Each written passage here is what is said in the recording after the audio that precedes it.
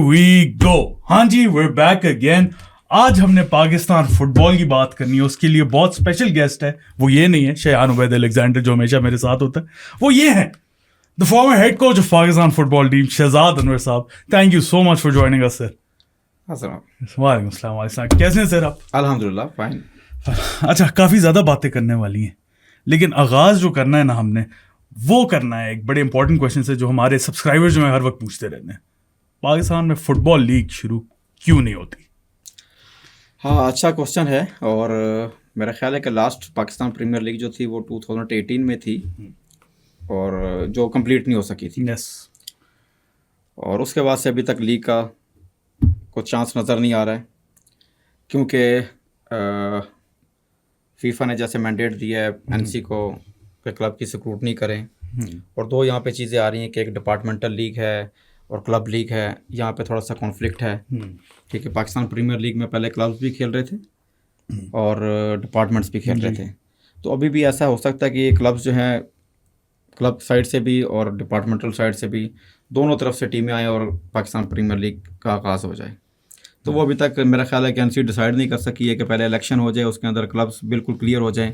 क्योंकि जो प्रोग्राम बना हुआ था उसके मुताबिक ये था कि हारून मलिक साहब से भी जो डिस्कस हुआ, जो उन्होंने एक्सप्लेन किया कि डिस्ट्रिक्ट लेवल से स्टार्ट करेंगे, डिस्ट्रिक्ट के बाद जो पैरामिड उन्होंने बनाया था उसके अंदर ये कि टॉप 16 क्लब्स जो होंगे ना वो पाकिस्तान प्रीमियर लीग खेलेंगे जी। और डिपार्टमेंटल साइड जो है उनके लिए एक अलग से लीग होगी, जैसे चैलेंज कप है उनकी अपनी लीग होगी, बेसिकली उन्होंने बोला था एफए कप जिस तरह होता है उनका अपना होगा। इसी पैटर्न के ऊपर वो डिज़ाइन किया गया था। तो उम्मीद है कि जब क्लब की ये स्क्रूटनीज वगैरह कंप्लीट हो जाएंगी तो पाकिस्तान प्रीमियर लीग के लिए टीमें निकल आएंगी। स्क्रूटनी का क्या हिसाब किताब होता है, किस तरह स्क्रूटनी हो रही है? क्योंकि मैंने शेख अमनान आए थे हमारे पास कराची यूनाइटेड के जो हेड कोच हैं, वो कह रहे थे कि आपस में मैच करवा दिए 10 मिनट के उन्होंने। हाँ, वो स्क्रूटनी यानी कि क्लब की स्क्रूटनी तो उन्होंने की है कि चलो सिर्फ देखने के लिए कि वाकई ही क्लब जो है वो एक्टिव क्लब है या नहीं है। पहले जो स्क्रूटनी हुआ करती थी उसमें सिर्फ शो किया जाता था कि ये प्लेयर्स हैं इस क्लब के पास, 20 प्लेयर्स हैं, ठीक है। अब वो कैसे हैं कैसे नहीं है, टेक्निकल एबिलिटीज उनकी क्या है, तो उस चीज़ को अब जांचने के लिए ये हुआ कि उसके मैचेस करवा दिए गए। ड्यूरेशन बिल्कुल उसका भी किसी जगह पे 15 मिनट खेला गया, किसी जगह पे 10 मिनट्स के 2 हाफ्स खेले गए हैं, तो ऐसा था। लेकिन वो सिर्फ ये कि जो टेक्निकल ऑफिशियल्स वहाँ पे डिटेल किए गए थे वो सिर्फ ये चेक कर लें कि वाकई ही क्लब जो है एक्टिव क्लब है या सिर्फ डमी प्लेयर्स को वहाँ पे ला के खड़ा कर दिया गया। तो वो फिर अपनी असेसमेंट होती थी उनकी और वो उसके मार्क्स जो ना वो दे देते थे। जैसे सर भक्कर में हुआ था कि हमने देखा था कि वो डमी प्लेयर्स वहाँ पे फील्ड कर दिए गए थे और वो एक्सपोज हो गए थे। तो उसको लेकिन ये है कि वो टाइम स्पैन ये इतना छोटा है कि वो उसको रेक्टिफाई किया नहीं जा सकता। ये 10 मिनट्स की जो बात हो रही है, हम जो बात कर रहे थे वो हम कर रहे थे लीग पे।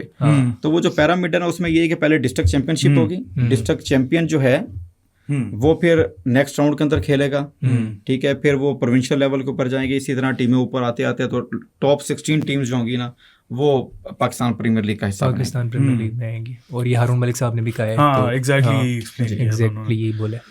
अच्छा, आपका अपना पर्सनल क्या आजकल मसरूफियात चल रही हैं, किधर किधर आप कोचिंग कर रहे हैं? अभी मेरे पास 2 टीमें हैं, एक तो पाकिस्तान एयरफोर्स की टीम है और अभी चैलेंज कप होने वाला है, आपको पता है कि वो फर्स्ट मैच से स्टार्ट है। तो उसमें पाकिस्तान एयरफोर्स खेलेगी। फर्स्ट मैच से स्टार्ट है या नहीं? नहीं, स्टार्ट तो मुझे लेबर डे है इसलिए पूछ रहे हैं। लेबर डे है ना? हाँ, नहीं, क्योंकि अभी प्रोग्राम अभी थोड़ी देर पहले मुझे मैसेज आया कि कल जो है वो 11 बजे मीटिंग है, मैनेजर्स मीटिंग है। तो उम्मीद तो है कि इंशाल्लाह फर्स्ट से स्टार्ट हो जाएगा, सेकंड को होगा। बाकी भी काफ़ी टीमें रिपोर्ट कर चुकी हैं। अच्छा जी, केआरएल की तो ट्रेनिंग भी चल रही है, वो भी तो सब टीमों ने इनके, लेकिन सिर्फ ये था कि चैलेंज कप के लिए पीएफएफ की तरफ से जो अनाउंसमेंट थी ना, ठीक है, वो बहुत लेट हुई ना। Yes, very late. मैं सवाल पूछ सकता हूँ?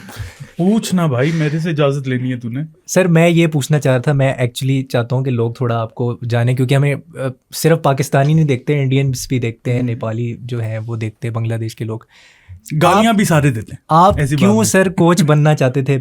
क्यों ये जुनून आपके अंदर आया है ये कोच? मतलब आज से आप 20 ईयर्स से भी ज़्यादा हो गया आपको कोचिंग करते हुए। और एक आपने बुक का जिक्र किया था जब हम बात कर रहे थे पहले ऑफ कैमरा, कि एक बुक थी उसने बहुत ज़्यादा इन्फ्लुएंस किया था आपको। उसके बारे में थोड़ा सा आप बताएं, अपने बारे में थोड़ा बताएं। शहजाद अनवर का रिश्ता क्या है पाकिस्तान फुटबॉल के साथ? अच्छा, ऐसा है कि मैं देखें, एक तो जैसे टीचर होता ना, वो बाद में नहीं बनता हम्म, कि जी बस टीचर जो होता है ना, वो मैं कहता हूँ कि वो पैदाइशी टीचर होता है, उसके अंदर कुछ ना कुछ होता है कि यार इसने हम्म, टीचिंग उसके अंदर आना है। सही ठीक बात है, तो सेम कोचिंग जॉब भी ऐसा ही है। हम्म, ठीक है, तो मैं जो बिलोंग करता हूँ वो, क्योंकि मेरे वाले साहब टीचर थे, जी, ठीक है, और फैमिली के अंदर और काफ़ी टीचर थे, तो टीचिंग वाला एक वो था, उसे कहना जर्म जो थे ना वो थे। और फिर फुटबॉल की अगर बात करें तो फुटबॉल के अंदर बड़ी अर्ली एज के अंदर मुझे कोचिंग जॉब मिल गई। ठीक है, अच्छा, तो ये PF आपने कॉलेज- पहले से एम किया हुआ था कि फुटबॉल कोच ही बनना है या? जी जी जी जी, ऐसे ही है। तो सर इंस्पायर किसने किया था? कोई इंस्पिरेशन होती है कि फुटबॉल की फील्ड में जाना है, तो वो क्या था? प्लेइंग कैरियर था। देखिए मैं आपको बताऊं, मैं अंडर 16 पाकिस्तान अंडर 17 में जब खेला तो शेख सदीक साहब कोच थे। ठीक है, वो आपने सुना होगा कि पाकिस्तान के बेस्ट कोचेज में उनका नाम है। फिर तारक लुत्फी साहब के अंडर भी मैं खेला हूँ, अख्तर महिउद्दीन साहब के अंडर भी खेला हूँ। और जब मैं उनसे बहुत इंस्पायर था, शेख साहब सदीक साहब से। और फिर जब मुझे जॉब मिली तो फिर वही ट्रेनिंग्स वगैरह होती थी जो हमने नेशनल कैंप्स के अंदर की होती थी, मैं वही अप्लाई कर देता था PF कॉलेज के अंदर। तो PF कॉलेज के अंदर एक मुझे बड़ा अच्छा प्लेटफॉर्म मिल गया कि पूरा साल आपके पास प्लेयर्स अवेलेबल हैं।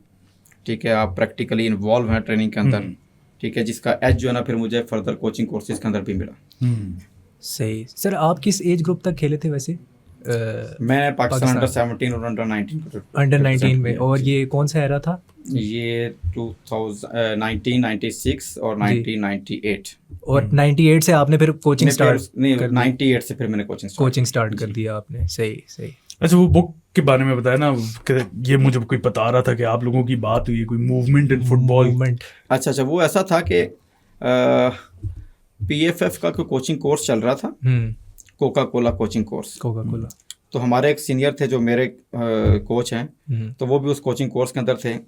तो जब मैं वहाँ से वापस आने लगा ना, तो क्योंकि वो बुक्स थी काफ़ी हैवी बुक्स थी, तो वो उन्होंने कुछ मुझे दे दी कि ये आप ले जाएं, और जब मैं सरगोदा आऊँगा तो आपसे फिर कलेक्ट कर लूँगा। तो वो मैं ले आया, लेकिन जब मैं देख रहा हूँ कुछ बस ऐसी एक्शन पिक्स वगैरह थी वो देख रहा होता था। और फिर ऐसे ही पढ़ते पढ़ते तो एक जगह पे मैं पहुँचा हूँ, तो वहाँ पे लिखा हुआ था 3 मेन मूवमेंट्स इन फुटबॉल। तो मैंने जब उसको पढ़ना शुरू किया, वो बड़ा इंटरेस्टिंग एक चैप्टर था।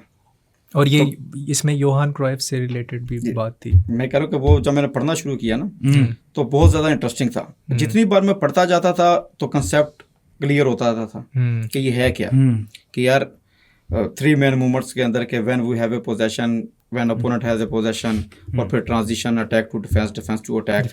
ठीक है, तो मैंने पता नहीं उसको कितनी बार पढ़ा होगा और समझने की कोशिश की कि ये है क्या। तो उस एज के अंदर when I was 20 year old, और बस 98 के अंदर मैं नया कोच बना हुआ था, तो उस टाइम पे मैंने उस चीज़ को पढ़ा। अच्छा, बिल्कुल इनिशियल स्टेज के ऊपर। सही। अच्छा, वैसे अगर आपकी कोचिंग करियर की बात की जाए तो कौन से इस तरह के कोचेज हैं जिन्होंने आपको इंस्पायर किया और आप देखते हो यार नहीं, मैंने इसी का प्लेइंग स्टाइल जो है उसको कॉपी करके थोड़ा मॉडिफाई करना है अपने उस पर? मैं जब प्रो लाइसेंस कर रहा था ना, तो हमारा जो लास्ट मॉड्यूल था वो था नेओन स्विट्जरलैंड में, UEFA हेडक्वार्टर में। तो हमें एक कॉन्फ्रेंस हॉल में लेके जाया गया, और वहाँ पे जो सीट्स का पैटर्न था, उन्होंने कहा कि आप यहाँ पे बैठ जाएं, जहाँ पे आपका दिल करता है बैठ जाएं। तो हम बैठ गए जहाँ पे जगह मिली। तो उसके बाद फिर उन्होंने दिखाया कि अभी लास्ट वीक यहाँ पे UEFA चैम्पियंस लीग के जो कोचेज हैं उनकी मीटिंग हुई थी, और जो असाइनमेंट हमें फिर दी गई ना कि आप जिस कोच की चेयर पे बैठे हुए हैं ना, ठीक है, तो उसकी फिलॉसफी को जो है ना आपने फिर स्टडी करना है, और फिर आपने उसके जो मैचेस हैं, तो लास्ट उसके 10 मैचेस हैं, उसका एनालिसिस जो है ना वो आपने जो है सबमिट कराना होगा। जी, सबमिट करवाना से। ये प्रो के टाइम आपकी ये प्रो लाइसेंस तैयारी थी उस टाइम? जी। अच्छा। तो फिर उसमें ये हुआ कि लकीली तो मैं पेप गार्डियोला वाली सीट पे था। तो फिर मैंने उसको स्टडी करना शुरू किया। पेप गार्डियोला कोइंसिडेंस है, लेकिन बड़ा अच्छा कोइंसिडेंस सर कि पेप के उस पे तकदीर ने आपको मिलाना था वहाँ पे। शुक्र है एरिक टेन हाग के नहीं मिल गया आपको, फिर क्या करते? नहीं, उस टाइम तो नहीं था वो जो भी, वैसे ही मैं कह रहा हूँ, मैं 2015 की बात हो रही है। एक्टिव तो होगा ना इसको, एक्टिव होगा obviously, but not as famous as now. मैं वैसी बात कर रहा था यार, तू सीरियस हो गया इस बात पे। सॉरी। अच्छा हाँ, और कोई सवाल है? मेरे तो बड़े सवाल हैं। सर बहुत ज़्यादा ये मेरे से सब्सक्राइबर्स पूछते हैं कि आपका योहान क्राइफ से क्या रिश्ता है, थोड़ा वो भी बता दें कि ये जो बार्सिलोना है आप काफ़ी फैसिनेटेड लगते हैं। अभी आपने बोला आप आजकल मैनचेस्टर सिटी को बहुत ज़्यादा फॉलो करते हैं, पेप गार्डियोला एक बहुत बड़ा रीज़न है। और पेप गार्डियोला किसका डिसाइपल है, वो योहान क्राइफ का है। और आपने मुझे बताया भी था कि आप काफ़ी चीज़ें पढ़ते हैं related to Cruyff and total football as well. तो सर वो कैसे, वो इसी बुक से स्टार्ट हुआ था या वो पहले से था? ये जो बुक थी ना जिसका मैं जिक्र कर रहा हूँ, जिसमें ये चैप्टर था 3 मैन मूवमेंट्स का, ये तो थी फीफा कोका कोला उनकी थी, कोर्सेज होते थे, ठीक है, उसमें ये मैंने पढ़ा था। ठीक है। उसके अलावा जो है बस आपको पता आजकल तो वैसे ही सोशल मीडिया पे और इलेक्ट्रॉनिक मीडिया पे ये तमाम तरह चीज़ें अवेलेबल होती हैं, जो भी मटेरियल सामने आए बंदा उसको पढ़ रहा होता है। लेकिन ये कि जॉन क्राइफ की जो बात करें तो मेरा ख्याल है कि बार्सिलोना को जो स्टाइल ऑफ प्ले दिया है, बिल्कुल। तो और ये जो इतने बड़े बड़े नाम फुटबॉल के अंदर आए हैं, पेप की अगर बात करें तो Pep was is a student of Johan Cruyff. ऐसे ही है, ऐसे ही। आपने ऑन द माइक पे 3 उसकी फिलॉसफीज भी बोली थी, मुझे याद है, पोजीशन और तीसरा क्या था, प्ले, इस तरह आपने कुछ कहा था, पैटर्न ऑफ प्ले आपने बोला था, तो वो चीज़ है। हाँ जी सर। अच्छा, पोपो का आपने जिक्र किया। एक तो पोपो मेरे लिहाज से is one of the best football clubs in the country बोल लें, जिस रेट पे वो प्लेयर्स प्रोड्यूस कर रहे हैं फॉर पाकिस्तान। कुछ लोग उसको ला मासिया ऑफ पाकिस्तान भी बोलते हैं। सही बोलते हैं। तो एक तो पोपो का स्ट्रक्चर पता है कि किस तरह एक तो इतने प्लेयर्स आप लोग निकाल लेते हैं, और फिर आगे उनकी डेवलपमेंट के लिए क्या प्लान्स आप लोगों ने कुछ सोचे हों? अच्छा, पोपो क्लब का जो है ना, पोपो खैर 2013 से काम कर रहा था, तो उस वक्त तो मैं पोपो क्लब के साथ नहीं था। सही। 2007 में पाकिस्तान अंडर 16 टीम में गई थी कतर, ठीक है, सही। और 2007 में मैंने ज्वाइन किया था PFF को as a youth development officer. तो हमारा उस वक्त एक प्रोग्राम चल रहा था 827 स्कीम, AFC ने स्टार्ट किया हुआ था वो। उसमें हमने फिर पाकिस्तान के अंदर 36 यू डेवलपमेंट सेंटर्स भी बनाए, और उसका रिजल्ट फिर ये था कि 2011 में पाकिस्तान साफ चैम्पियनशिप के अंदर गोल्ड मेडल हुआ अंडर 16 में। उसके बाद फिर वो स्कीम ख़त्म हो गई। तो मेरा जो एनालिसिस था ना वो ये था कि पाकिस्तान के अंदर हम जब एक टीम बनाते हैं ना, youth team under 13, next year जब अंडर 14 में वो प्लेयर जाएंगे ना, तो उसमें से 20% प्लेयर्स जो थे ना वो कहाँ चले गए हैं कोई पता नहीं है। वो जो अंडर 14 से 16 में जाते हैं तो फिर तकरीबन 20% चेंज हो जाते हैं। 16 से 19 तक जाने में ना मोर देन 50% चेंज हो जाते हैं। अब वो 16 से 19 तक के दरमियान का वो जो 3 साल है उसमें प्लेयर कहाँ पे गायब हो गए हैं, क्यों हो गए हैं, वो सोचने की बात थी। तो वो ये कि पाकिस्तानी प्लेयर्स बिलोंग कहाँ से कर रहा है, किस फैमिली से बिलोंग कर रहा है, फाइनेंशियल बैकग्राउंड उसका क्या है, बिल्कुल ठीक है। आपको पता फुटबॉलर्स जो इतने पढ़े लिखे तो होते नहीं है, ठीक है। तो एक स्टेज आती है कि घर वाले भी मजबूरन फिर उसको किसी न किसी साइड पे लगा देते हैं, काम करे कोई, हाँ बिल्कुल, पैसा कमा के लाए, बिल्कुल। और पाकिस्तान में आपको पता डिपार्टमेंट्स जो है ना वो बिलो 18 को तो ले ही नहीं रहे होते थे, तो वो वहाँ पे काफ़ी ज़्यादा वो होता था जी, प्लेयर्स आगे पीछे हो जाते थे। तो मैंने ना फिर उस वक्त एक लेटर लिखा तमाम डिपार्टमेंट्स को कि डिपार्टमेंट्स जो है ना वो अपनी यूथ टीम बनाएं। एक हमारे पास बड़ा अच्छा अंडर 16 का बैच है, तो इस बैच को ऑन कर लें। ये किस ईयर की बात हो रही है? 2011 की, ठीक है। उस टाइम आपने बोला था जी, सही। तो वो कुछ डिपार्टमेंट्स ने कहा कि नहीं पूरी टीम तो हम नहीं ले सकते, हम ऐसा कर सकते हैं कुछ 4 प्लेयर ले लेते हैं, 2 प्लेयर्स ले लेते हैं। मैं कहनी पूरा बैच ले लें तो ज़्यादा अच्छा है। उस वक्त वो नहीं हो सका। फिर उसके बाद 2018 में जब मैं टेक्निकल डायरेक्टर आया, तो फिर एक मैंने वो स्टार्ट किया कि यार ऐसा हम यू डेवलपमेंट प्रोजेक्ट पे काम करते हैं, तो हम सेंट्रलाइज करते हैं इसको। PFF के टेक्निकल डायरेक्टर ये बात हो रही है जी, कि इसको सेंट्रलाइज करते हैं, पूरे पाकिस्तान से टैलेंट को हंट करते हैं। 2 एज ग्रुप जो है ना वो अपने पास रखते हैं, अंडर 16 और अंडर 19 को। तो फिर आपको पता है कि 18 में ज़्यादा पीरियड नहीं था ना, आफ्टर 9 मंथ जो था फिर मामला हालात ख़राब हो गए जी, इलेक्शन हुआ और फिर इशफाक शाह वाला ग्रुप आ गया, बिल्कुल सुप्रीम कोर्ट की जो बॉडी आ गई थी, तो काम करने का इतना मौका नहीं मिला। तो 2018 की बात कर रहा हूँ मैं। 19 में सऊदी अरेबिया में एक टीम लेकर गए अंडर 16 की। वापस आके फिर मैंने इसी तरह कोशिश की कि ये पूरा बैच जो है किसी तरीके से कोई क्लब इसको ऑन कर ले और इसको लेके चले। सही। अच्छा, उन्हीं दिनों में फिर मेरी ये हारिस बिन हारून जो ओनर हैं पोपो फुटबॉल क्लब के, इनसे मुलाकात भी हुई। उन्होंने काफ़ी इंसिस्ट किया कि आप जो है विज़िट करें पोपो क्लब का। तो आफ्टर कोरोना मैंने विज़िट किया कि यार मैं देखता हूँ, चलो इतना इंसिस्ट कर रहा है कि आप आएँ, देखें। तो मैंने देखा तो काफ़ी टैलेंटेड मुझे लड़के नज़र आए कि यार प्लेयर्स के अंदर काफ़ी पोटेंशियल है और यंग हैं सारे के सारे, 14-16 ईयर्स ओल्ड हैं। तो फिर मैंने ये सारा प्रोग्राम डिस्कस किया कि अगर हम ये काम करें कि पूरे पाकिस्तान से टैलेंट को हंट करें, उनको मैनेज करें यहाँ पे, फिर डेवलप करें यहाँ पे। सही। तो हारिस बिन हारून ने कहा कि ओके। तो वो हमारा यूथ डेवलपमेंट प्रोजेक्ट जो है ना वो चल रहा है। अच्छा। तो ये नहीं है कि हमारे यहाँ पे लोकल प्लेयर्स हैं, पूरे पाकिस्तान से डिफरेंट क्लब से हम उसको पिक कर लेते हैं यंग एज के अंदर, फिर उनको यहाँ पे रखते हैं। आपने मेरा ख्याल विजिट किया है। जी। प्रॉपर हॉस्टल है, प्रॉपर हॉस्टल, खाना पीना, रिहाइश। जी। उनको यहाँ पे खाना भी हम प्रोवाइड करते हैं, जो एक स्टैंडर्ड मील है वो कोशिश करते हैं कि उसको वो प्रोवाइड करें जो रिक्वायरमेंट है एथलीट की। अकोमोडेशन है और प्लस ठीक है ट्रेनिंग है। सर ये आपने यूथ की अभी बात की ना, तो आपने बोला था कि 2011 में डिपार्टमेंट्स को मतलब यूथ टीम्स होनी चाहिए। अभी क्या डिपार्टमेंट्स की यूथ टीम है प्रॉपर? जो नहीं है, अभी नहीं ये है। AFC क्लब लाइसेंसिंग के अंदर भी एक उसकी ज़रूरी रिक्वायरमेंट है ये। जी है, बिल्कुल है कि विदाउट यूथ टीम जो है ना उसको क्लब लाइसेंस में वो नहीं। अच्छा, उसके अंदर सिर्फ यूथ टीम्स आती हैं या विमेंस टीम भी आती है मुझे लगता है, या नहीं? विमेंस टीम इज women's मतलब team नॉट separate है। नेसेसरी, वो अच्छा। क्योंकि सी कैटेगरी में आती है विमेंस अच्छा, टीम, अच्छा। तो वो होना चाहिए, बिल्कुल होना चाहिए, लेकिन requirement नहीं है। वो फर्स्ट फेज में जरूरी ये नहीं है है। कि जो भी आपकी प्रीमियर लीग के अंदर टीम खेल रही है ना, उसके एक कम से कम एक यूथ टीम हो। जी, ये ए कैटेगरी की बात हो रही है, जो उसके अंदर ए कैटेगरी में लिखा होता है, तो वो है, ठीक वो है, चीज़ ठीक है।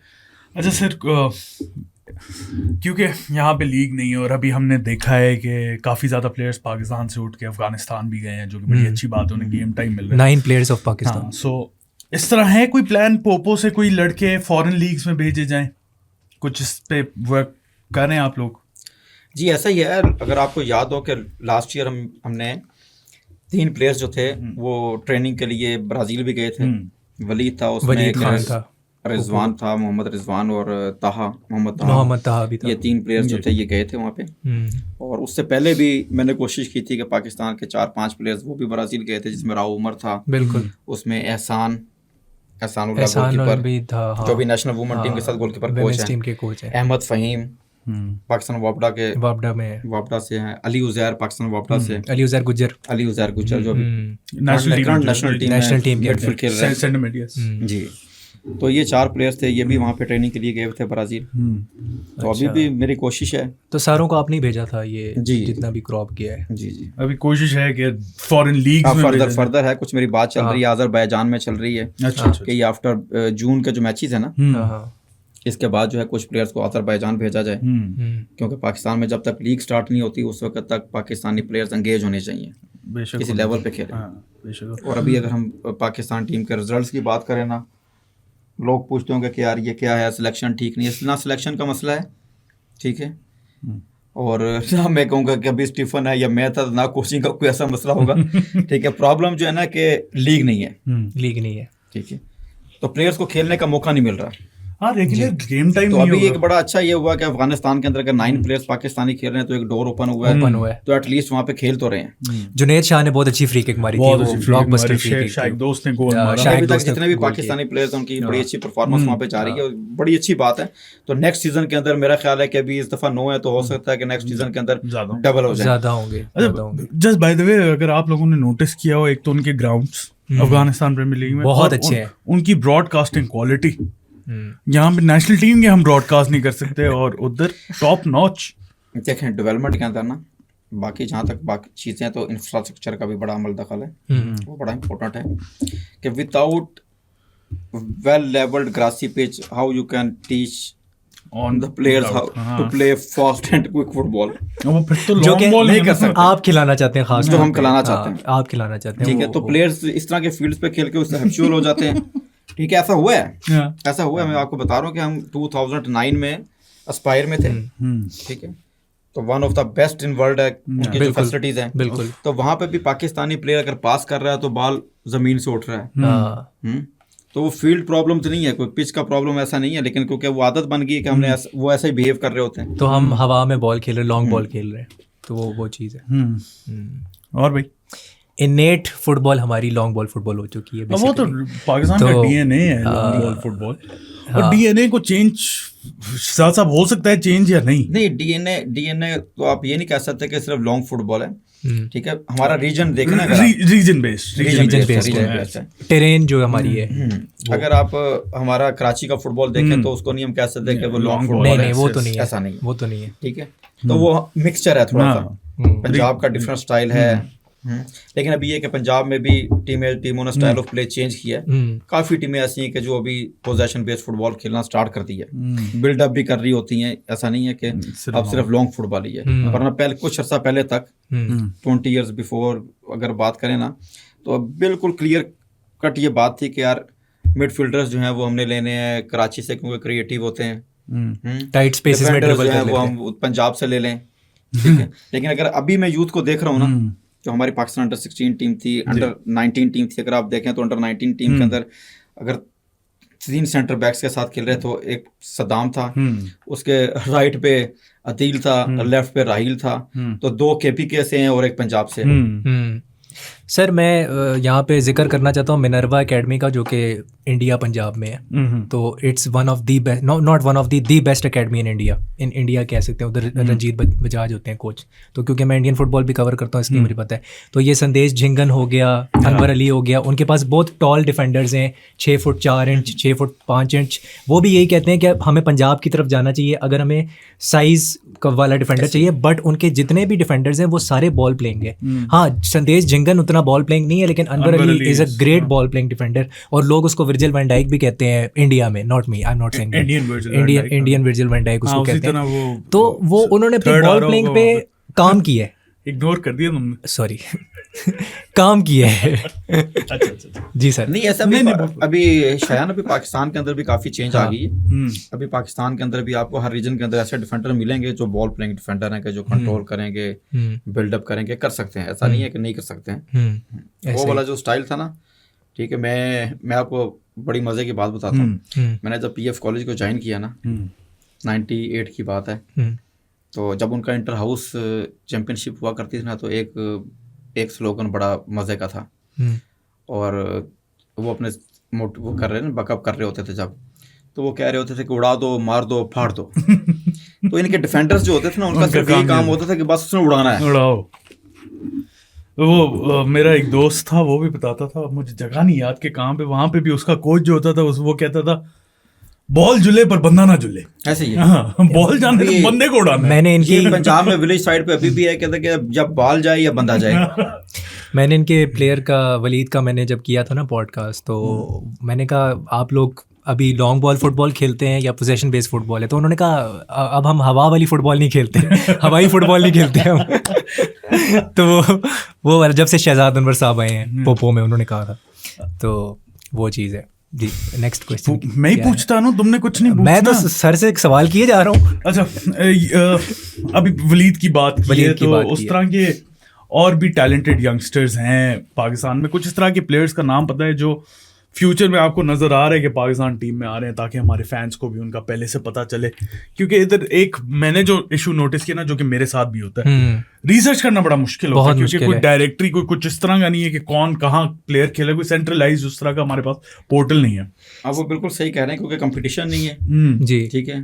तो कुछ हिडन टैलेंट होता है, वो आपको पता ही नहीं चलता कि कहाँ पे है। जी, वो नहीं पता है। कोई चैंपियनशिप हो रही हो, हम भी सिर्फ उन्हीं प्लेयर्स को आइडेंटिफाई कर सकते हैं जिनके अगेंस्ट खेलते होंगे, जिनके अगेंस्ट खेलते हैं, या किसी जगह पे ऑल पाकिस्तान को टूर्नामेंट हो रहा है, वहाँ पे गए हैं तो वहाँ पे किसी प्लेयर को देख लिया, लेकिन प्रॉपर ना अभी तक यूथ लीग तो हुई नहीं है, कोई यूथ चैंपियनशिप भी नहीं हुई जी, ठीक है। अभी आप लोगों ने एक अंडर 17 करवाई थी, इसके अंदर काफी इनके 10 टीमों ने पार्टिसिपेट किया, तो काफ़ी अच्छे लड़के जो है ना नजर आए हैं, टैलेंट आपको नजर आया जी। इसी तरह अगर अब ये पाकिस्तान अंडर 19 के ट्रायल्स हुए थे, तो इसमें कुछ लड़के हैं कि जो सीनियर लेवल के ऊपर यानी कि अभी आना भी शुरू हो गया, जैसे अदील है, अदील यूनुस है, वो नेशनल टीम में आ गया, ठीक है। अदील जो डिफेंडर था, वो नेशनल टीम में है, कामिल नेशनल टीम के कैंप में था। सर ये सदाम और अदील यूनुस खास तौर पे, क्योंकि अभी इन्होंने डेब्यू भी किया पाकिस्तान के लिए, कैसे ढूंढा है आपने इनको? मतलब थोड़ी स्टोरी बताएं। अच्छा, सदाम का ये है कि हम गए थे एक टूर्नामेंट खेलने के लिए टोबा टेक सिंह में। अच्छा, ठीक है, टोबा टेक सिंह में हमने टूर्नामेंट खेला है। हम जब वापस आ गए हैं तो ताहा जो था ना वो मैच पे नहीं पहुंच सका था। अच्छा, ठीक, तो ताहा मैच पे नहीं आया, तो उसको किसी और की तरफ से खेलने का चांस मिल गया कि वो वहाँ पे मैच खेल रहा था। तो ये सदाम भी उस टीम में खेल रहा था। तो उसने हमें बताया कि एक लड़का है सदाम, बड़ा अच्छा लड़का है, अच्छी हाइट है और अच्छा प्लेयर बन सकता है फ्यूचर में। तो जब पता चला तो वो हमारा एक नेशनल टीम में हाजी मोहम्मद एक लड़का खेलता था, वो पाकिस्तान अंडर 23 आई थिंक 21 या 23 का, और जो ओलंपिक सिंगापुर से मैच जीते थे, उस टीम का कैप्टन भी था। BIA में काफ़ी अर्सा खेला है, अच्छा प्लेयर था। तो वो उसका यानी कि छोटा भाई है, कज़न है। तो उसने भी फिर फ़ोन किया कि सर मेरा भाई है, बड़ा अच्छा है, ठीक है, मैं चाहता हूँ कि वो आपके पास आ जाए। सही। तो फिर सदाम हमारे पास आया और मुझे सदाम का फर्स्ट डे याद है, ठीक है, लेकिन इसका कॉन्फिडेंस जो था वो भी मुझे अभी तक, क्योंकि फर्स्ट डे जो एक हमारे पास प्लेयर होता था उसने इसको कहते हैं इतना गंदा किया ना ड्रिबल कर करके, तो हमने कहा कि यार ये क्या डिफेंडर है। उसने कहा बस आज किया, इसके बाद नहीं करेगा, आज जो करना था उसने किया, दोबारा नहीं करेगा। फिर वो इम्प्रूवमेंट आती तो इम्प्रूवमेंट बहुत आई है, वो आपके सामने एक नेशनल टीम में खेला, नेशनल टीम में कमाल खेला, क्या डेब्यूज थे उसके। हमारा बेस्ट प्लेयर था आई थिंक जॉर्डन वाले मैच में, फॉर श्योर, बहुत ही कमाल खेला। और लेफ्ट बैक से खेला जो उसकी नेचुरल पोजीशन नहीं है। लेफ्ट बैक जो ना, लेफ्ट बैक हर प्लेयर नहीं खेल सकता। लेफ्ट बैक मेरी उसमें सिर्फ लेफ्ट फुटेड प्लेयर जो है ना वो कामयाब हो सकते हैं।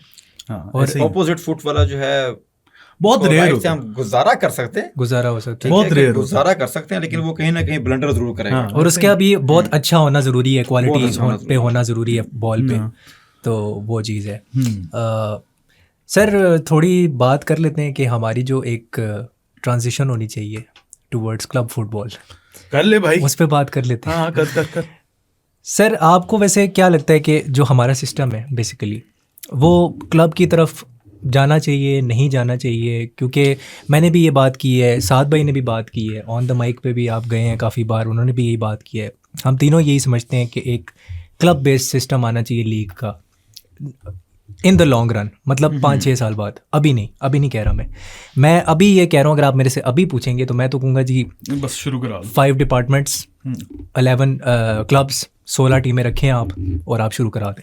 बिल्कुल ऐसे मेरे ख्याल हमारी ये डिस्कस हुई थी कि हम कहें कि हमें डिपार्टमेंट्स को ख़त्म कर दें, तो ऐसा नहीं हो सकता। पाकिस्तान की स्पोर्ट्स का जो स्ट्रक्चर है ना, या अगर हम फुटबॉल की सिर्फ बात करें तो डिपार्टमेंट्स ने बहुत कंट्रीब्यूट की है। मैं सिर्फ एक एग्जांपल देता हूँ आपको। फ़र्ज़ करें मामून की अगर मैं बात करता हूँ, पोपो क्लब में ये खेल रहा था, फिर एयरफोर्स में है। जी। तो अगर ये एयरफोर्स से सैलरी ना ले रहा होता तो अब तक हो सकता ये फुटबॉल छोड़ देता, क्योंकि पोपो क्लब तो सैलरी नहीं दे सकता। कि पाकिस्तान में कितने क्लब्स हैं जो सैलरी दे रहे हैं? एब्सोल्युटली नहीं दे सकते ना। तो पहले हमें क्लब स्ट्रक्चर को स्ट्रेंथन करना है, तो उसके बाद फिर ये वाला काम हो सकता है। अभी तक का जो है ये वो ऐसे ही है कि डिपार्टमेंट्स प्लस क्लब मिल के जो है वो पाकिस्तान प्रीमियर लीग के अंदर खेलें। क्लब कहाँ से आए? क्लब का वही वो पिरामिड जो बना है कि वो डिस्ट्रिक्ट चैंपियन से होते सर मैं तो इस टाइम पे इस मोमेंट पे हूँ कि भाई शुरू तो करवाओ ना, कोच करो, शुरू करवाओ। मैं तो बस यही चाहता हूँ कि बस एक लीग शुरू हो, ताकि ठीक है क्लब्स डिपार्टमेंट्स वो एक चलता रहेगा, वो नहीं वो चल रहा है, फिर उसमें आहिस्ता आहिस्ता आप कर सकते हो। लेकिन एटलीस्ट 4-5 इयर्स जो है वो रेलीगेशन के अंदर आप डाल दें, एक स्ट्रक्चर बना देते हैं, एक स्ट्रक्चर क्लब का बन जाता है, स्ट्रॉन्ग स्ट्रक्चर है, तो फिर आप वो कर सकते हैं। मेरा ये है कि बस प्लेयर जो है वो खेले, जब तक वो नहीं खेलेगा वो इम्प्रूव नहीं करेगा। और हम इसीलिए कह रहे हैं उस लेवल पे आप हमारे रीजन के अंदर देखें ना, तो इंडिया 2nd डिवीजन, बांग्लादेश के अंदर कुछ क्लब्स हैं जो डिपार्टमेंट्स हैं खेल रहे हैं उनकी लीग्स के अंदर, नेपाल में खेल रहे हैं, भूटान में ट्रांसपोर्ट यूनाइटेड जो खेल रही होती थी, तो वो तो खेल रहे हैं। आई थिंक 3rd डिवीजन में भी इंडिया का है कि खेल रहे डिपार्टमेंट्स हैं, वो जो उनका स्टेट लेवल के होते हैं डिविजन्स वहाँ पे हैं। लेकिन सर जो आपने क्लब की स्ट्रेंथनिंग की बात की है ना, उसमें आपको वैसे क्या लगता है कि कितना टाइम हमें लग सकता है? और हम यही तरीका है जो आपने अभी बात की कि डिस्ट्रिक्ट चैंपियनशिप्स कराएं फिर प्रोविंशियल चैंपियनशिप्स कराएं, उसमें तो फिर टाइम भी लगेगा ऑब्वियसली। टाइम तो काफ़ी हाँ। रिक्वायर्ड है, और मार्केटिंग डिपार्टमेंट का बड़ा इंपॉर्टेंट रोल है इसके अंदर, ठीक है, इसके बगैर नहीं हो सकता, स्पॉन्सर्स चाहिए, ब्रॉडकास्टिंग नहीं हो सकती, ब्रॉडकास्टिंग, नहीं ठीक हो है, सकती। वरना नहीं। अच्छा, ब्रॉडकास्टिंग से अगर आप देखें ना तो अफगान क्लब चमन और अभी उसके लिए जब नॉमिनेट उन्होंने किया था हाँ AFC AFC क्लब चैंपियंस के लिए, चालीस। अच्छा, तो उसके अंदर ये प्रॉब्लम आए ना फिर, ठीक है, अगर क्लब का प्रॉपर स्ट्रक्चर हो, ठीक है, क्लब्स अफोर्ड कर सकते हो तो वो करेंगे। अब वो क्लब्स ने बोला था कि 40 लाख की रजिस्ट्रेशन करवानी है सैफ क्लब चैंपियनशिप में, वो आर्टिकल भी हैं उस पे, द न्यूज़ पे उसके, तो वो चीज़ है। तो अभी तो चलो वो तो ये क्लब तो नहीं हम कर अगर सकते। किसी डिपार्टमेंट को मिली होती ना वो कर लेते तो वो कर लेते, वो कर सकता था। सर आपने ब्रॉडकास्टिंग की बात की, ये नेशनल चैलेंज कब की होगी ब्रॉडकास्टिंग, कोई न्यूज़ है आपके पास? नहीं, मेरे पास कोई ऐसी न्यूज़ है नहीं, मुझे नहीं लगता होगी। लेकिन फिर वही वाली बात है कि चलो कुछ हो रहा है। हाँ, लेकिन उस पे तो मैं खुश हूँ कि कोई खेल तो रहे ना, खेल रहे हैं, हम पहुंचेंगे वहां पे देखने। मसला ये सर कि आवाम को फिर पता नहीं लगेगा ना, ये एक बड़ा इशू है, बड़ा मेरा ख्याल होगा, ऐसा नहीं हो सकता। फेसबुक पे आ जाए, देखें अभी तो लोकल इवेंट कोई हो रहा हो तो वो फेसबुक लाइव होता है, आराम से हो जाता है। होना तो मेरा चाहिए। ख्याल है कि मेरी खैर बात हुई भी नहीं किसी से PFF में कि ब्रॉडकास्ट कर रहे हैं कि नहीं कर रहे हैं। कल जाएंगे ना मीटिंग में, कल मीटिंग में जाएंगे तो पता चलेगा। पूछना आपकी क्या सीन है, वरना हम ले जाएंगे कैमरा लेके ना, हम पहुंच जाएंगे। मैं फर्स्ट में को काम नहीं करूंगा, सॉरी। आप मजदूर हैं हम। डायस्पोरा प्लेयर्स पे आ जाए थोड़ा सा, क्या सीन है, कोई आ रहा है? और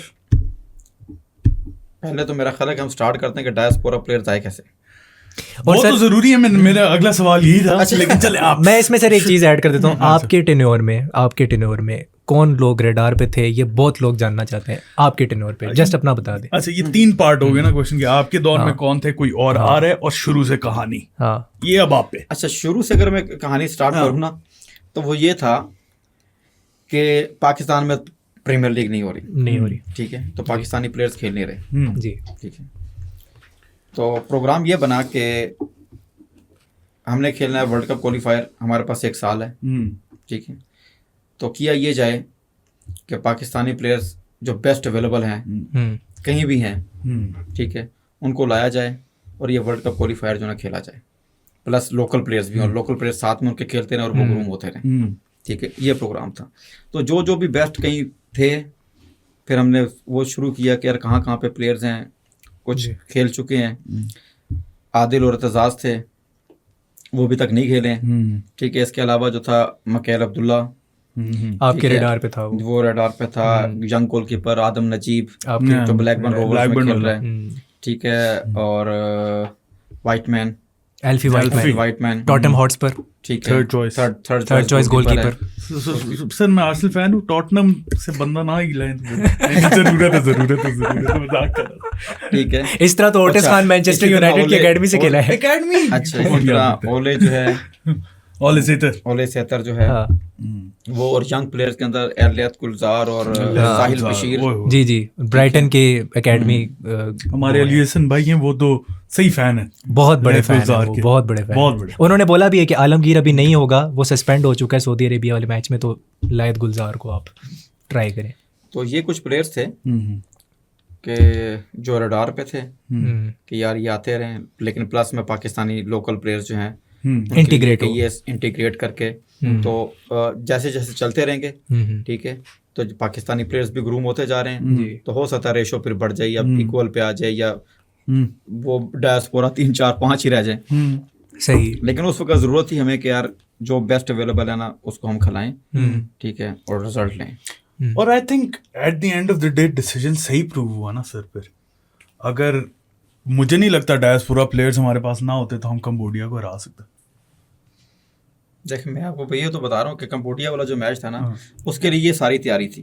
वो जो 1 साल था ना, अभी लोग उसके ऊपर कहते हैं कि हमने शहजाद की कोचिंग में इतने मैचेस खेले हैं, वो डेवलपमेंट फेज था, ठीक है। 1 साल तो सिर्फ सिलेक्शन पे लगता है, 1 साल सिर्फ सिलेक्शन पे है, आपने एक्सपेरिमेंट करने होते हैं, आपने डिफरेंट फॉर्मेशन से डिफरेंट स्टाइल, वो सारा आपने खिलाना होता है, प्लेयर्स को चेक करना है, ठीक है, तो रिजल्ट ऐसे ही आते हैं, ठीक है। एक साल में बता रहा हूँ सिर्फ सिलेक्शन पे कि आपने सिर्फ प्लेयर्स को चेक करना है। और यही बात मैंने की थी कि सितंबर में मैं आपको फाइनल लिस्ट दे सकता हूँ, उससे पहले नहीं, कि ये फाइनल स्क्वाड है, ठीक है, कि जो हम वर्ल्ड कप क्वालिफायर के अंदर खिलाएंगे। ठीक, सैफ चैंपियनशिप पे आ जाते हैं। अच्छा जरा सर के पाकिस्तान हेड कोच टेन्योर के उसके ऊपर आ जाते हैं ना, तो सबसे ज़्यादा इम्पोर्टेंट बात जो करनी थी, जो काफ़ी ज़्यादा मसला हुआ था जब आप लोग इंडिया जा रहे थे सैफ चैंपियनशिप खेलने, तो वो वाली सारी स्टोरी सुनाई कि हुआ क्या था। आपने, मुझे याद है, हमें तो सुनाई थी, लेकिन हमारे व्यूअर्स को पता है ना कि क्या क्या मसले खड़े हुए थे आपके लिए। बस ये मैं एक चीज़ बताना चाहता हूँ, आधे जो प्लेयर्स थे हमारे मुंबई में फंस गए थे और आधे बेंगलोर में। नहीं तो वो सर को बताने देते तो बेहतर ना होता। मैं उससे भी थोड़ा सा पहले स्टार्ट करता हूँ। मैं समरी दे दी है कि जब हमारे जो 2 फर्स्ट कैंप थे ना जी, एक बिफोर नेपाल जो फर्स्ट गेम था जी, और सेकंड गेम वो मालदीव के साथ जो था, उसमें ये हुआ क्योंकि हमारे पास तो प्रीमियर लीग नहीं थी, तो हमने कैंप स्टार्ट किया। वो हमने खेलना था अक्टूबर में फीफा विंडो थी, तो उन फीफा विंडो में हम नहीं खेल सके। अच्छा, कैंप कंटिन्यू रहा, तो वो कैंप का ड्यूरेशन तकरीबन आई थिंक 2.5 मंथ वो चला गया। ठीक है। तो नवंबर में जाके हमने मैच खेला, तो प्रिपरेशन अच्छी हो गई, ठीक है। तो 2.5 महीने से लड़के कैंप में अंदर से सुबह शाम ट्रेनिंग कर रहे थे, और ये 3.5 साल के बाद है। 3.5 साल के बाद है, ठीक है। और तकरीबन 90 प्लेयर, मोर देन 100 प्लेयर्स को मैंने कॉल किया था, और वो कॉल ऐसे किया था, उसके अंदर कुछ कोचेस की रिकमेंडेशन थी कि यार ये लड़का है इस पोजीशन का, ये लड़का है, ऐसे सब कोचेस को भी लिया था उसके अंदर। तो उन्होंने रिकमेंडेशन अपनी दी, तो हमने फिर फाइनल तकरीबन 90 प्लेयर्स को हमने कॉल किया, लेकिन 90 को कॉल किया था, लेकिन मोर देन 100 आ गए। सर मैं एक चीज़ कहना चाहता हूँ, ये मतलब 3.5 साल फुटबॉल बंद रही और पीएफएफ ने आपको फिर अचानक से इतना बड़ा टास्क दे दिया कि ये 100 बंदे आप लेके आएँ और इनको आप गैल्वनाइज करें और इनको फिर आगे खिलाएं। ये तो बड़ा मुश्किल हुआ होगा आपके लिए कि नहीं? नहीं ऐसा, क्योंकि हमने स्टार्ट किया था अगस्त के एंड में, 1 सितंबर से हमारा ट्रेनिंग कैंप स्टार्ट हुआ था। लेकिन मुझे थोड़ा सा एक बस क्या कहें, कोई हिंट एक मिला के हो सकता कि आप कोच हों, तो मैंने अपनी को प्रिपरेशन स्टार्ट की थी। अच्छा। और फर्स्ट लिस्ट जो थी ना मैंने प्लेयर्स की, अंडर सीनियर टीम, अंडर 23 और अंडर 19, इस तरह के कुछ प्लेयर्स जो मैंने पाकिस्तान में देखे, क्योंकि जहाँ जहाँ पे कंपटीशन हो रहा होता था मैं जाता था, देखता था, तो वो मैंने एक लिस्ट बनाई। पीएफएफ को मैंने फरवरी 22 में वो सेंड की थी, ज्वाइन मैंने किया था जुलाई में, ठीक। तैयारी पहले से पकड़ी थी, तैयारी पहले से थी। फिर प्लेयर्स को बुलाया, उनको देखा, शॉर्ट लिस्ट करते करते खैर नेपाल का मैच खेला तो 2.5 महीने का कैंप था। फिर मालदीव का जब खेला तो 1 मंथ का कैंप था। उसके बाद नेशनल गेम्स आ गई मई में, और कुछ सुनने में आया कि फीफा की तरफ से भी ऐसा हुआ है कि उन्होंने कहा कि नॉट मोर देन 2 वीक्स जो है ना हम आपको कैंप दे सकते हैं, ये नहीं है कि आप 2-2 महीने के 3-3 महीने के कैंप लगाएं। तो वो तो फिर मॉरिशस वाला जो था ना वो फाइनली नहीं हो रहा था कि हमें मॉरिशस जाना है या नहीं जाना है, वो जो 4 नेशन कप था। इसी तरह इंडिया का भी फाइनल नहीं हो रहा था कि जाएंगे कि नहीं जाएंगे, एनओसी के इशू थे। तो नेशनल गेम्स के बाद 1 जून को मेरा ख्याल हमने स्टार्ट किया, 8 जून को हमने यहाँ से डिपार्चर था हमारा मॉरिशस के लिए, 8 जून, ठीक है। 8 जून को जब हम वहाँ पे पहुँचे तो फर्स्ट मैच के बाद आपको याद होगा अब्दुल्ला ने और ईसा सुलेमान ने मॉरिशस वाली गेम के बाद ज्वाइन किया था। ओतिस ने वहीं पे ज्वाइन किया था एक दिन पहले, दूसरे मैच में। रईस ने हमें पाकिस्तान में ज्वाइन कर लिया था, तो बाकी प्लेयर्स भी कुछ वहाँ पे आए। तो फर्स्ट टाइम जो थे ना वो वहाँ पे प्लेयर्स इकट्ठे हो रहे थे, और समझे कि फर्स्ट गेम तो ऐसे ही हो गया। सेकंड कीनिया के साथ गेम था, थर्ड जिबूती वाला गेम था, तो प्लेयर्स को चांस मिल रहा था, सब प्लेयर्स खेल रहे हैं उसके अंदर, और मैं असेस कर रहा हूँ उनकी परफॉर्मेंस को कि क्या है ना। तो हम वहाँ पे 4 नेशन जीतने के लिए गए थे, ठीक है। हम कहें कि जब हम 4 नेशन जीतने के लिए जा रहे हैं कि 6 दिन के कैंप के बाद हम कहें कि 4 नेशन हमने जीतना है, तो हम तो प्रिपरेशन के लिए गए हैं। जी जी, ठीक। स्पेशली वो कीनिया वाली गेम मुझे याद है, क्योंकि उस गेम के बाद मैं इतना खुश था ना कि यार वो अच्छा गेम क्या हमने फाइट की थी। और मेरे ख्याल से सर आपके मैनेजरियल जो करियर है अभी तक, मेरे ख्याल से बेस्ट परफॉर्मेंस है वो अभी तक की। जिबूती में मैं थोड़ा सा डिसअपॉइंट हुआ था। जिबूती वाला मैच जो था वो स्कोर लाइन जो थी ना वो 3-1 नहीं होनी चाहिए थी, ठीक है। वो 1-1 हो सकता था जी, और हो सकता पाकिस्तान जीत 2-1 भी हो सकता था। खैर उसमें कुछ ब्लंडर्स भी हुए थे, ब्लंडर्स हो गए थे, लेकिन चले गए, गेम का पार्ट है। सर लेकिन अच्छा, लेकिन जो इंडिया वाला है ना, इंडिया वाला, तो उसके अंदर जो थी ना, टोटली मैं कहूँ कि एडमिनिस्ट्रेशन प्रॉब्लम बहुत थी, और फटीग भी था प्लेयर्स का because of the flight. Administration problem ये है कि पहले स्टोरी सुनाने तो Sorry. वीज़ा सबसे बड़ा इशू था, एनओसी का इशू था, ठीक है।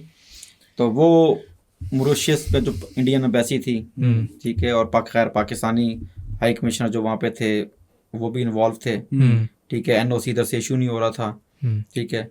मैचेस हमारे हो चुके थे, हम वहाँ पे थे, और जो मॉरिशस ने हमें होटल प्रोवाइड किया है वो भी कोई इतना अच्छा होटल नहीं था, और आफ्टर कंपटीशन तो फिर उसका स्टैंडर्ड जो फूड मील्स का स्टैंडर्ड था ना, वो तो और भी गिर गया, सही, ठीक है। हालांकि उस वक्त हमें अच्छे न्यूट्रिशन की जरूरत है क्योंकि हमने जाके मैचेस खेलने हैं, ठीक है। और 20 डेज के अंदर 6 मैचेस हमने खेले हैं, ठीक है। 20 डेज में 6 मैचेस, 6 मैचेस, ठीक है, विद ट्रैवलिंग भी है। अच्छा, और जो ट्रैवलिंग वाली बात है, वीज़ा खैर अल्लाह किया मुश्किल से मिल ही गया, तो बड़ी खुशी है कि पाकिस्तान को वीज़ा मिल गया और हम जा रहे हैं इंडिया के लिए, ठीक है। जब हम मुंबई एयरपोर्ट पे पहुंचे हैं ना, तो मुंबई से फिर आगे, क्योंकि एट द 11th और सारे ये काम हो रहे थे, बड़ा मुश्किल हो रहा था फ्लाइट करना, क्योंकि पहले जो हमारी फ़्लाइट थी वो तो क्योंकि 18th को वीज़ा नहीं मिला, जब वीज़ा नहीं मिला तो फिर कैंसिल हो गई। तो जब हम गए हैं तो फिर हमें 2 फ्लाइट्स मिली, एक ग्रुप, यानी कि 2 ग्रुप्स के अंदर टीम जाएगी। अच्छा, इमिग्रेशन से लेट वहाँ से निकले, तो एक फ़्लाइट जो थी ना, वो कुछ लड़के तो चले गए, जो दूसरी फ़्लाइट थी वो हमारी कुछ वजूहात थी, वो मेरा नहीं ख्याल है कि यहाँ पे बतानी चाहिए, ठीक है। वो हमारी फ़्लाइट मिस हुई, अच्छा, ठीक है। वो गलती यहाँ से थी वैसे, वो मैंने बताया ना कि एडमिनिस्ट्रेशन साइड से प्रॉब्लम, पाकिस्तानी एडमिनिस्ट्रेशन की बात हो रही है, ठीक है। यहाँ से भी और वहाँ से भी, बोथ, दोनों साइड से, ठीक है, ये क्लियर हो गया आप, ठीक है। अच्छा, वो हमारी फ्लाइट मिस हो गई, तो हम नहीं पहुंच सके। अच्छा, अब इत्तेफाक से ना जो खेलने वाले प्लेयर्स थे ना, वो उस फ्लाइट में थे जो मिस हुई है। अच्छा, जो बाकी के थे और स्टाफ जो था वो सारे का सारा पहली फ्लाइट में था। अच्छा, वो सुबह पहुंच गए वहाँ पे तकरीबन 7 बजे वो बेंगलोर पहुंच गए थे जी, और हम पहुंचे हैं तकरीबन 2:30 पौने 3 बजे बेंगलोर पहुंचे हैं, और 5 बजे हमने होटल छोड़ना है क्योंकि 7 बजे किक ऑफ है। अच्छा, अब हुआ ये कि ये जो ट्रैवलिंग थी हमारी, दिन 1 बजे मॉरिशस से हम निकले और नेक्स्ट डे 2:30 बजे हम पहुंचे। ये तकरीबन 25 साढ़े 25 घंटे, 25 घंटे जो थे ना, ठीक है, ये हमारे ऐसे थे कि हम फास्टिंग में, मतलब ठीक तरीके से ना खाना खाया जा रहा है ना कुछ है, कुछ भी नहीं है, ठीक है। और दूसरी रीज़न ये थी कि प्लेयर्स की किसी की जेब में पैसा ही नहीं है, ठीक है, क्योंकि वो तो पहली फ्लाइट में चले गए, और मॉरिशस में भी आपका ज़्यादा खर्चा हो गया था। अच्छा, तो वो पहली फ्लाइट में जिसके पास सारी अमाउंट थी, अच्छा, सारी अमाउंट पहली फ्लाइट में चली गई, हमारी फ्लाइट मिस होगी। तो वो 25-26 घंटे की जो ट्रैवलिंग थी ना, तो वो बस ऐसा ही था कि जैसे रोज़ा हमने रखा हुआ है, ठीक है। तो बिफोर मैच, और इंडिया का गेम है, द बिगेस्ट गेम, ठीक है, पाकिस्तान इंडिया, ठीक है, हाई वोल्टेज मैच है। उससे पहले आप 26 घंटे, ठीक है, जहाँ पे आपको, ठीक है, लोडिंग होनी चाहिए, प्रॉपर न्यूट्रिशन मिलना चाहिए, न्यूट्रिशन होनी चाहिए, तो वहाँ पे आप रोजे में चले गए, ठीक है।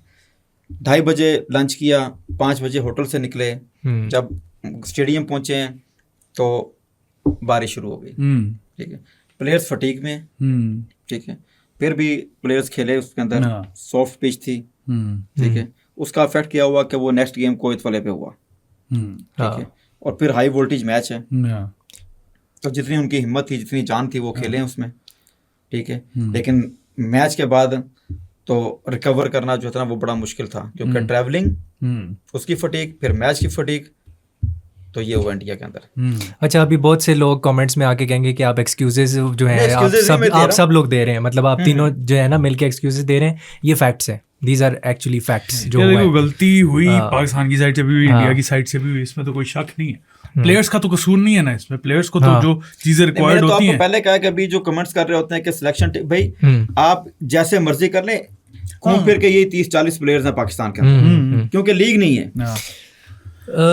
सर, लोग तो बोलेंगे यार। सर, मैं थोड़ा नेपाल वाले मैच पे बात करना चाहता हूँ, क्योंकि जब आपने 16 नवंबर को नेपाल से खेला था ना, तो वो मैच भी मैंने पूरा देखा था, और ये वाला मैच भी मैंने पूरा देखा था। फिर मैंने शाहरुख सोहेल के साथ पॉडकास्ट भी किया था, हम दोनों बहुत डिप्रेस थे उस मैच के बाद। उसका सर काइंडली बता दें कि उस मैच में क्या हुआ था, क्योंकि वो मैच मुझे लगता है हम जीत सकते थे। वो लास्ट मैच जो लास्ट मैच था बिल्कुल नेपाल ऐसे ही वो जीत सकते थे, वो हम जीत सकते थे। ठीक है। तो उसमें भी एक ब्लंडर था। अच्छा, वो क्या हुआ था? वो जो हमें गोल हुआ था ब्लंडर ही था। नहीं सर, पता है क्या मेरा जो क्वेश्चन है ना, वो ये था कि गैप्स बहुत ज्यादा खुल रहे थे डिफेंस में। ऐसे ही उसका क्या रीजन था उसके पीछे, आपको क्या लगता मैं है? बता रहा हूँ कि आपको प्लेयर्स जो थे ना बहुत फटीक में थे, ठीक है। और कई चीज़ें होती हैं कि जो प्लेयर्स को हमने रिकवर कैसे करना है, ठीक है। तो एडमिनिस्ट्रेशनली जो है ना वो काफ़ी प्रॉब्लम थे। क्योंकि ये पहली बार हुआ था। 20 डेज के अंदर 6 मैचेस जो है मुश्किल काम है। टॉप लेवल टीम्स जो है ना, ठीक है, प्रोफेशनल प्लेयर्स जो हैं वो भी 20 डेज के अंदर 6 मैचेस नहीं खेलते जी। और वो प्लेयर्स खेल रहे हैं, ठीक है, जो 3 साल से नहीं खेले, जो 3 साल से नहीं खेले। प्रिपरेशन कैंप भी नहीं था, ठीक है। 6 दिन का हमारा कैंप था और उसके बाद बस हम मैचेस और ट्रैवलिंग, ये चक्कर था। सर ये पहली बार था एक्चुअली कि मतलब सैफ में हमने कोई पॉइंट मतलब नहीं निकाला था, हम 0 पॉइंट्स के साथ वापस आए थे। तो वही एक मुझे जब मैं शाहरुख भाई से बात कर रहा था ना, वो डिप्रेशन यही था कि एक तो हमने गोल्स भी काफ़ी ज़्यादा कंसीड किए। कुवैत वाला तो मैं आपसे पूछूंगा भी नहीं, क्योंकि वो एक बहुत स्ट्रॉन्ग साइड है, वो तो मैं पूछूंगा भी नहीं आपसे। वो तो मुझे पता था कि हमारे साथ क्या होने वाला है। बट जो नेपाल था ना, उसमें हमारी उम्मीद थी, बहुत उम्मीद थी एज अ पाकिस्तानी। नेपाल के साथ दोनों मैचेस के अंदर हमें था कि दोनों मैचेस के अंदर अगर आप देखें ना, ठीक है, कि दोनों मैच हम कैसे हारे हैं, ठीक है। हाँ, लेकिन फर्स्ट गेम तो था वो खैर काफ़ी अच्छा था, जो फर्स्ट गेम था नेपाल वाला। लास्ट गेम जो था वो वाकई परफॉर्मेंस जो थी उस तरह की नहीं थी, लेकिन मैंने आपको बताया कि वो फटीक बहुत ज़्यादा थी। सही। सर आपकी टेन्योर में जितना आपका पाकिस्तान कोचिंग में रहा है, क्या मतलब क्या मुश्किलात पेश आती हैं, आती हैं कह रहा हूँ, आई थी? क्योंकि हमें पता है एडमिनिस्ट्रेटिव का यहाँ पे काफी ज्यादा मुश्किलात होती हैं, लेकिन होती हैं। हाँ, अभी भी है, ये नहीं। मैं अभी अगर आप स्टीफन से भी बात करेंगे ना, तो स्टीफन भी ये बात करेगा कि कितने प्रॉब्लम्स हैं। हाँ जी, इससे मेरे साथ नहीं है, हाँ, वो स्टीफन के साथ भी आ रहे हैं जी।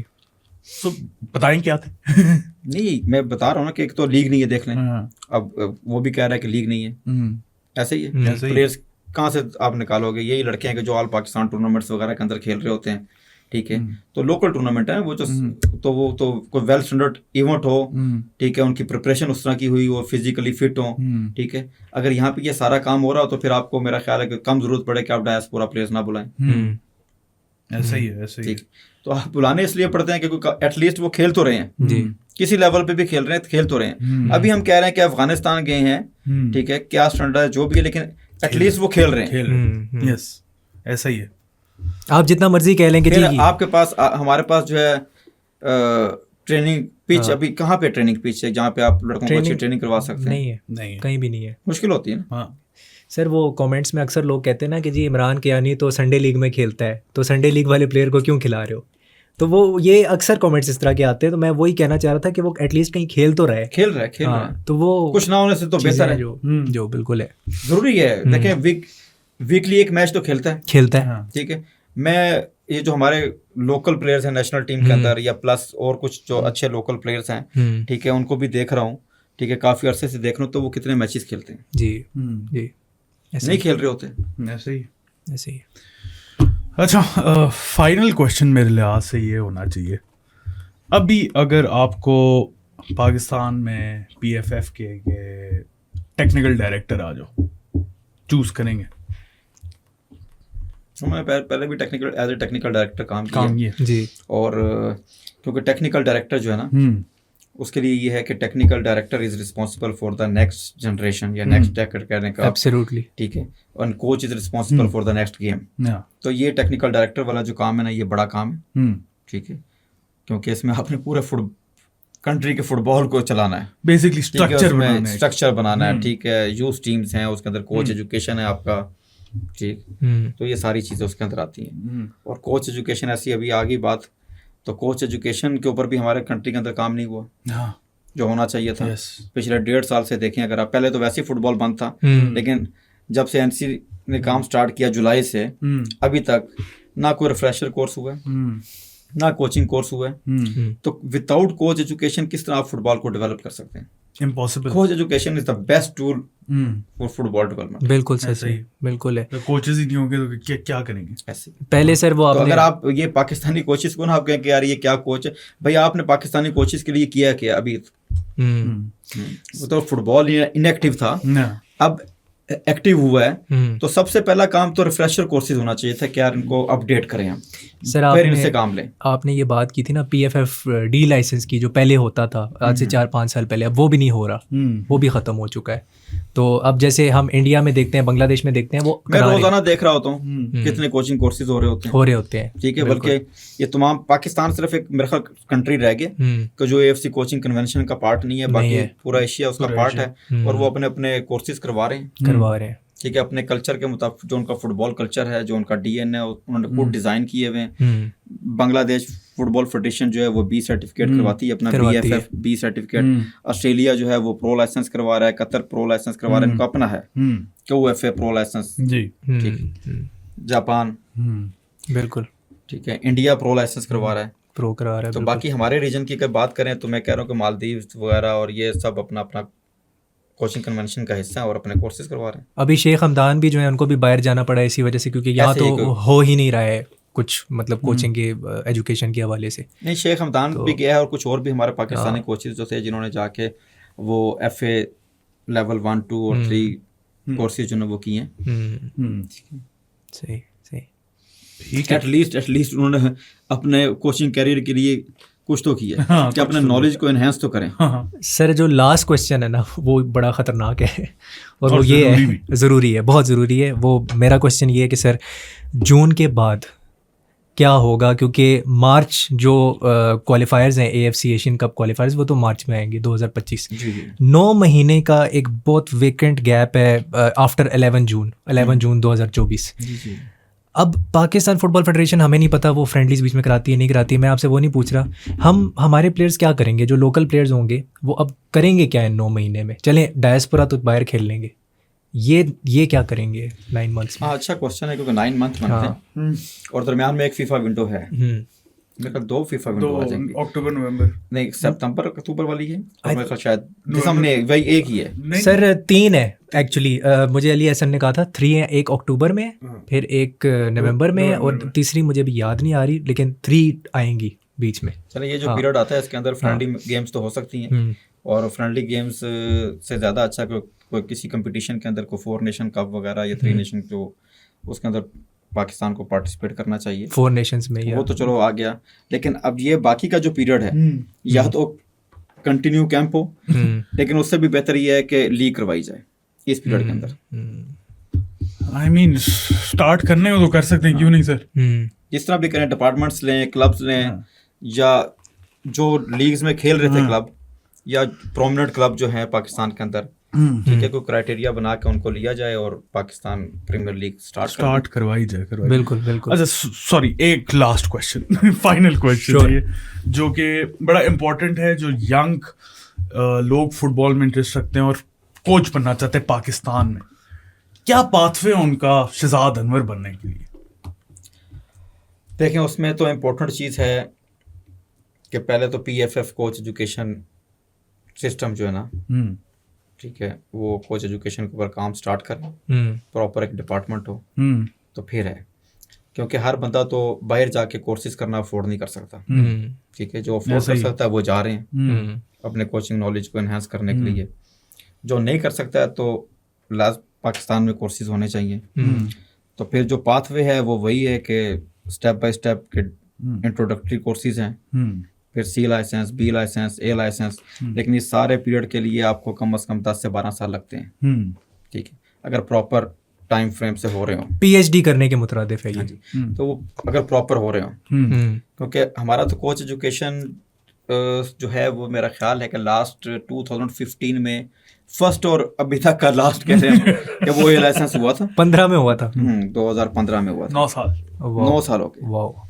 ठीक है, तो 9 साल के अंदर कोई कोचिंग कोर्स नहीं हुआ, और 9 साल में दुनिया कहाँ से कहाँ चली गई। और जिन्होंने 2015 में, ठीक है, उनकी भी बैड लक है, 2015 में जिन्होंने कोचिंग कोर्स किया था वो A लाइसेंस, उनके लिए कोई अपॉर्चुनिटी नहीं है, कोई कंपटीशन नहीं हुआ, ठीक है, कंपटीशन होता तो उनके पास टीमें होती तो फिर वो प्रैक्टिकली हम्म, ठीक है एक्टिवली उसके अंदर इन्वॉल्व होते, वो ज़रूरी चीज़ है। यस, बिल्कुल बिल्कुल बिल्कुल। ठीक है, काफी है, कुछ और पूछना है? सुन लिया आपने किस तरह कोच बनना है, और ये वाहिद प्रो लाइसेंस जो है इन्होंने किया, AFC प्रो लाइसेंस्ड कोच हैं पाकिस्तान में, द ओनली वन। सो ये इनके जो वर्ड्स हैं वो बहुत ज़्यादा मतलब मायने रखते हैं और वैल्यू रखते हैं इस मामले में। तो जी बस कर दूं, जी सर। आउटरो कर दूं। Thank you so much for joining Ejaz साहब। वीडियो पसंद आई हो तो लाइक बटन पे क्लिक करें, हमारे मग्स भी जाके खरीदे इंस्टाग्राम पे, इजी पैसा पे, चाय पानी भी हमारा भरे 031936025545, यही था ना नंबर? एब्सोल्युटली। और वीडियो पे लाइक बटन पे क्लिक करें, subscribe to our channel, ring icon पे भी क्लिक करते हैं, हम सबको फॉलो भी करते हैं सोशल पे। Will see you guys next time, until then अल्लाह हाफिज़। खुदा हाफिज़।